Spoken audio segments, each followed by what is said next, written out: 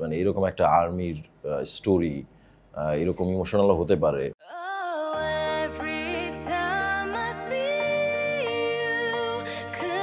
Tough life and death সিচুয়েশনে যে like I need a friend like that, যে সবার দরকার পড়ে এরকম একটা ফ্রেন্ড যখন কিনা আপনি ডাউন অ্যান্ড আউট। লিডারশিপও থাকে, আবার যখন ওকে ওর ঊর্ধ্বতনের যে ইয়েগুলো আছে, কমান্ডগুলো আছে যখন মানতে হয়, তখন পারফেক্টলি ইজ এ ফলোয়ার। কঠিন, প্রেমিক, বন্ধু, জেদি বলবো না, একদমই জেদি বলবো না, রিজনেবল বলবো। তো রিজনেবলের জায়গায় 5-এর ভেতরে 5। হার্ড পার্সোনালিটির ভেতরেও যে একটা সফটনেস থাকে, যেটা আমরা আসলে খুবই অল্প টাইম দেখি, আসে যায়। সো আর যখন ও ইমোশনাল হয় দ্যাট মোমেন্ট, সো ওই কম্বিনেশনটা আমার কাছে ফ্যান্টাস্টিক লাগে। ওরা ইমোশন নিয়ে খুব চমৎকারভাবে খেলতে পারে।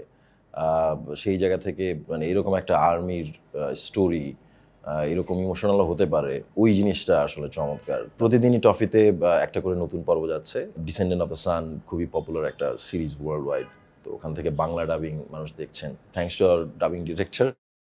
Oh, every time I see